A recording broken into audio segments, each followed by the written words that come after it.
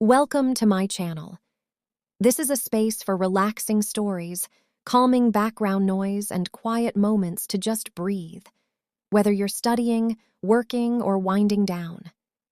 Listen to the story of how my family and I planned for our trip to Japan while I play a little Fields of Mistria in the background. Just let the noise of the world fade out. Stay a while and listen. If you have any suggestions of places we should add to our trip, let me know in the comment section below, and I will take a look. Thank you for listening. Don't forget to like and subscribe for more stories.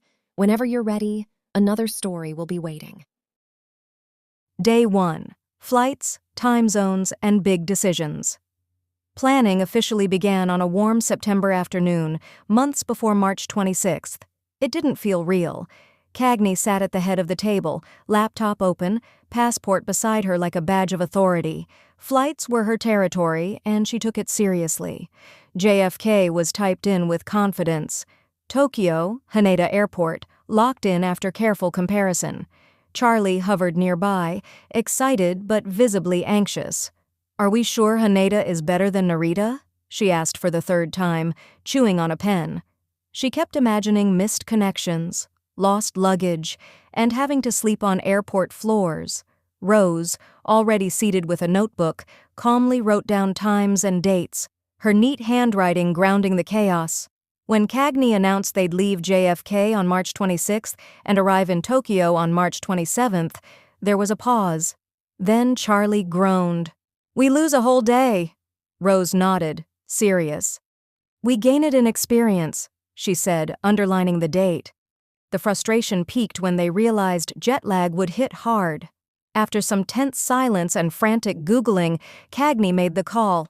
They'd take another flight the same day from Haneda to Hiroshima. No lingering in Tokyo. Yet. "We keep moving," she said. "Momentum matters." Charlie was nervous, but thrilled. Rose approved. It was efficient, logical. When the flights were finally booked, Cagney leaned back, exhaled, and smiled. Day 1 was planned. Japan was no longer an idea. It was a timeline. Day 2, Hiroshima and Miyajima.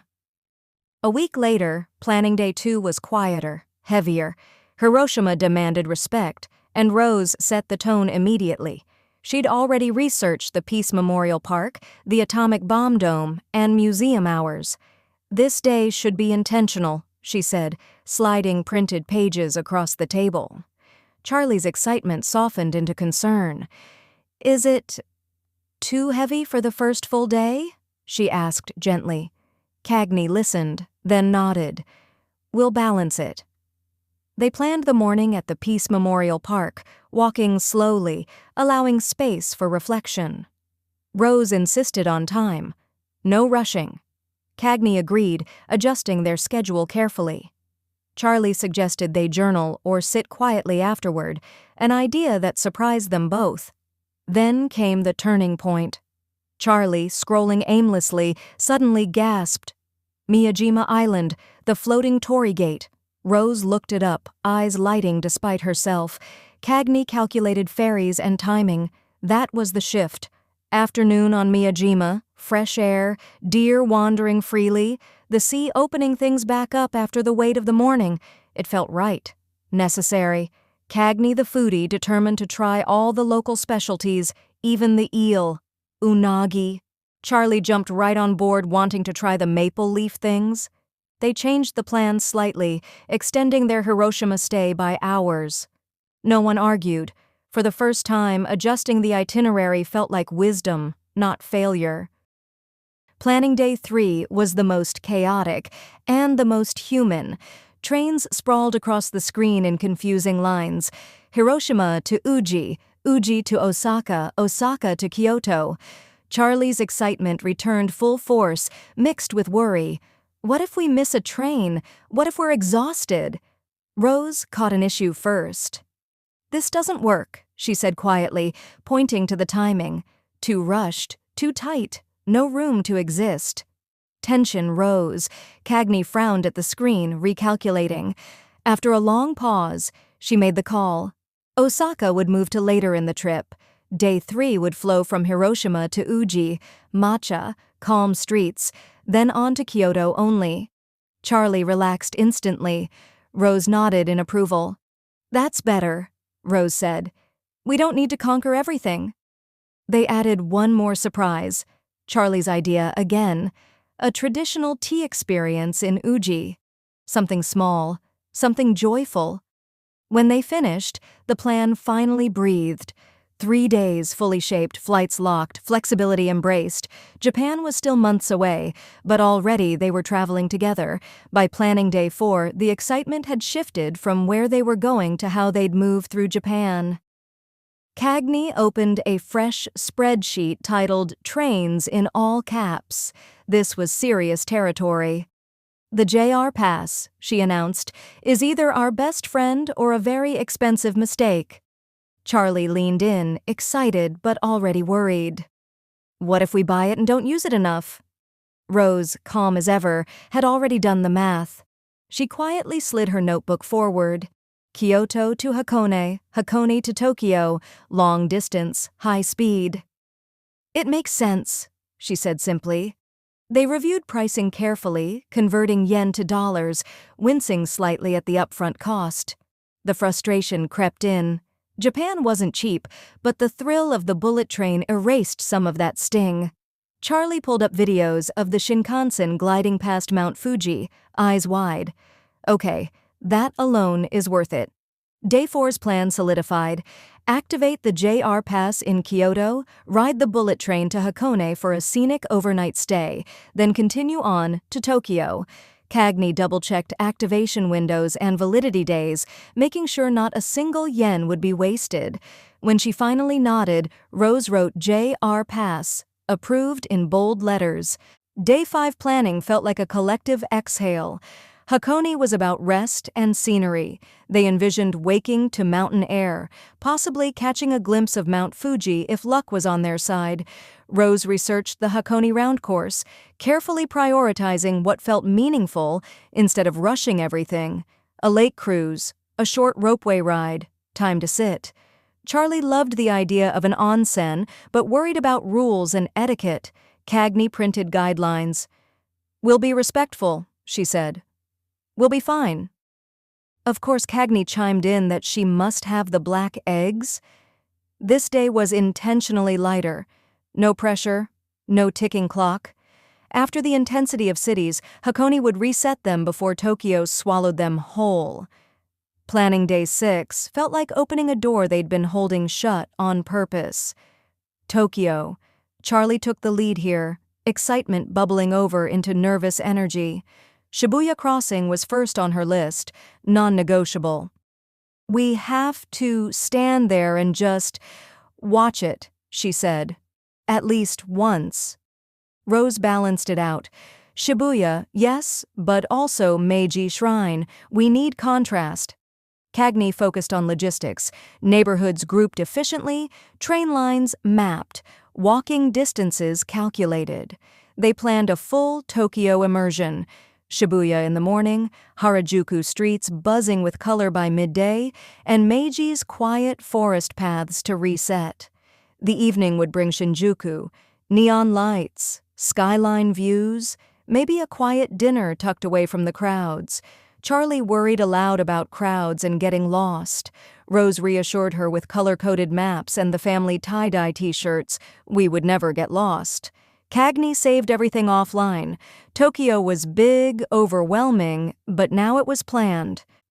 Planning day 7 didn't start at the table. It started with a phone call. Cagney had stepped outside, pacing slowly as she explained the trip to Lacey in careful, organized detail. 14 days. Flights out of JFK on March 26th, landing in Haneda on the 27th, then straight to Hiroshima. She walked through it all. The early planning stress, the peace memorial, Miyajima, Kyoto, Hakone, Tokyo. She even mentioned the JR Pass debate, the spreadsheets, and how often the plan had already changed. Lacey listened quietly, then laughed. "You've really thought this through." Cagney smiled. "We have to. It's a big trip."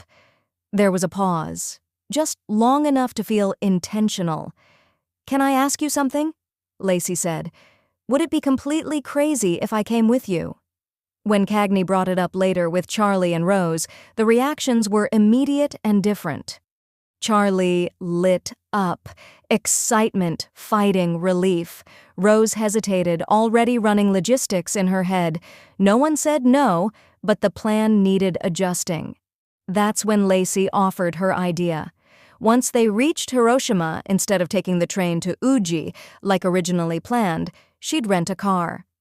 "Since I have my international driving permit, let's rent a car." Smiling as she explained, she'd drive them from Hiroshima to Uji and then on to Kyoto. Fewer train tickets, more flexibility, less rushing, and surprisingly, it saved money. Cagney recalculated the costs carefully. Rose checked routes and parking. Charlie imagined the road trip, smiling. The change was approved. Cagney, not one to admit, but having her bestie along brought much-needed relief to her hidden anxiety. By the end of day 7, the itinerary looked different, but better. It had room now. Room for conversation, detours, and one more person who wanted to be part of the story. Again, Cagney and Lacey would bring adventures and detours to this adventure.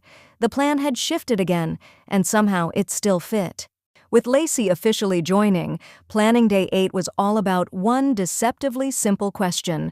How do we get from Hakone to the Tokyo Airbnb without losing our minds?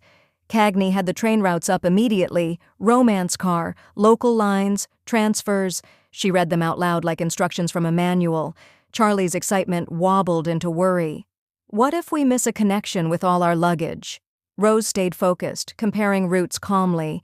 "We want the fewest transfers," she said, "not the fastest." Lacey leaned back, unfazed. "As long as we end up where we're sleeping." They finally settled on a straightforward plan: Hakone to Shinjuku, then a short local ride and a walk or taxi ride to the Airbnb. Cagney saved screenshots, Rose printed directions, Charlie pinned the location on 3 different apps. It felt excessive, but was necessary. That night, Cagney labeled the document "Tokyo arrival equals solid." It felt like claiming ground. Planning day 9 was pure Tokyo enthusiasm. With more days now firmly planted in the city, they divided neighborhoods like chapters in a book. Shibuya got expanded, not just the crossing, but shops, side streets, cafes. Charlie was thrilled and terrified. "There's just so much," she said, scrolling endlessly. Rose insisted on pacing. "1 or 2 main goals per area," she said. "We're not collecting achievements." Cagney focused on efficiency, grouping places by train lines. Lacey threw in curveballs: small museums, viewpoints, places she'd heard about from a friend once. Surprisingly, some of them stuck. And of course, we needed to locate the churches for Lacey, hoping she has a Google Translator if they are not in English. Mission accomplished. Tokyo was no longer overwhelming. It was becoming familiar. Planning day 10 centered entirely on Lacey's exit strategy. She was firm about one thing from the start: no trains. Deciding that after days of navigating platforms, transfers, and crowds, she wanted a clean, quiet ride straight to the airport when leaving. Cagney approved immediately and took over. She researched car services and airport transfers, comparing prices and pickup windows. The cost was higher than a train, but worth the peace of mind. They scheduled the car to arrive outside the Airbnb early, giving Lacey a generous buffer in case traffic was heavier than expected. Rose created a departure checklist: suitcase packed the night before, passport and boarding pass in a small crossbody bag, phone fully charged. Charlie worried about timing anyway, reminding everyone that Tokyo traffic could be unpredictable. Lacey listened patiently, calm and grateful. The plan was simple and precise. Lacey would be up before sunrise, coffee ready, luggage by the door. Cagney would walk her downstairs, help load the bags, and wait until the car pulled away. Lacey promised to text once she reached the airport and again after clearing security. They built the rest of the morning around her departure. No rushing, no overlapping plans. Once the message came through, the rest of day 10 could begin. It was a clean goodbye. Thoughtful, carefully planned, and exactly what Lacey needed to make it home to New York in time for Easter.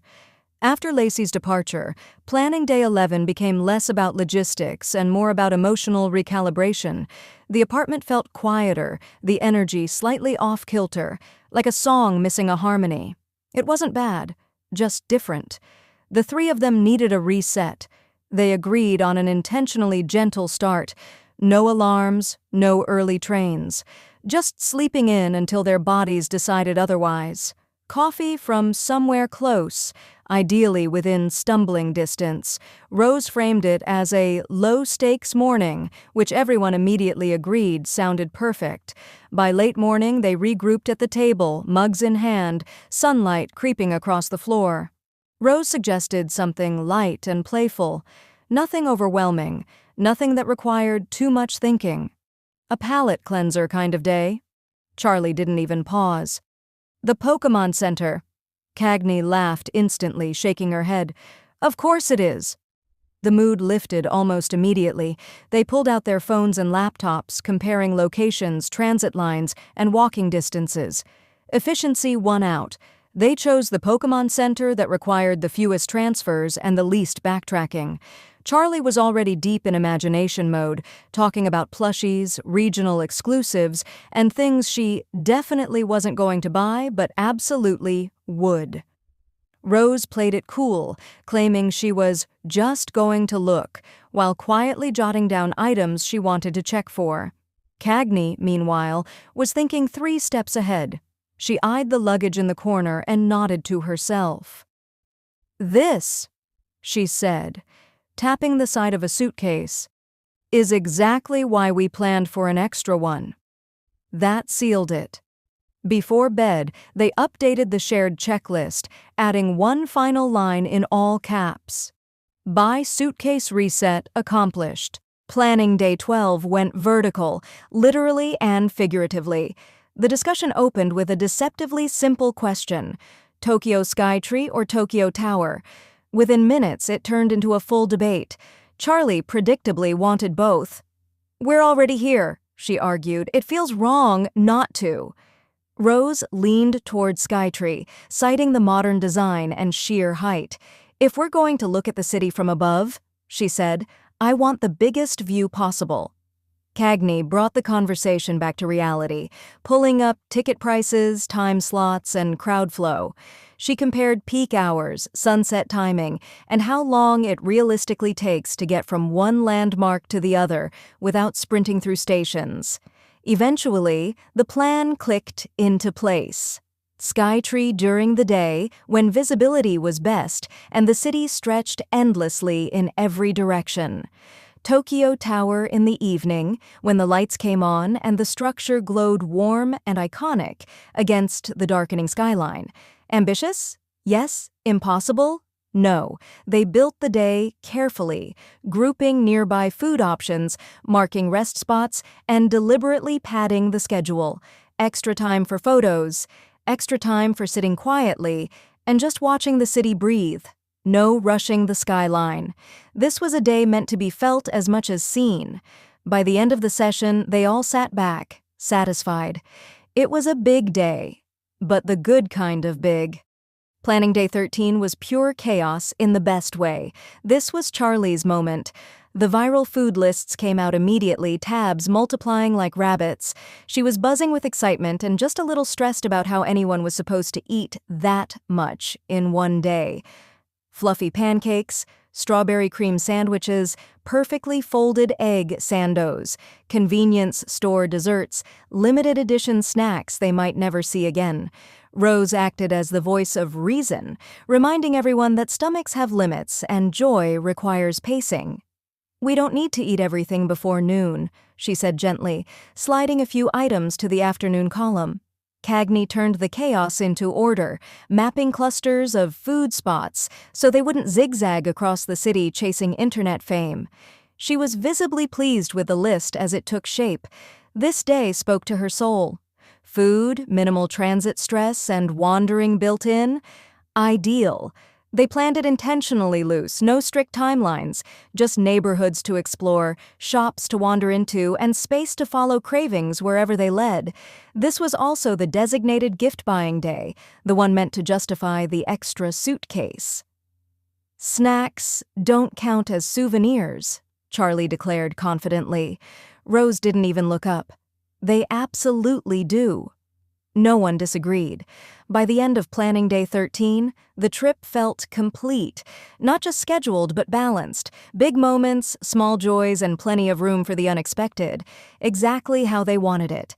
Planning day 14 was all precision and no romance. This was not a dreaming day. This was execution. Alarms were set early, with backups layered on top of backups. Phones, watches, one old-fashioned alarm clock just in case. Luggage would be packed the night before. No one trusted morning brains with decisions anymore. Outfits were chosen carefully, comfortable, layered, airport-friendly, nothing that required thinking. They scheduled a full sweep of the Airbnb before departure. Not a casual glance, but a methodical search. Under beds, inside drawers, behind curtains, bathroom shelves, shower ledges, power outlets. Rose turned it into a formal checklist, ticking boxes as they went. Pause. No one spoke for a moment. 14 days of planning. 14 days of walking, eating, laughing, adjusting, and learning how to move together in a foreign city. One extra suitcase now sat by the door, full of memory. Everything accounted for. Nothing forgotten. They were ready.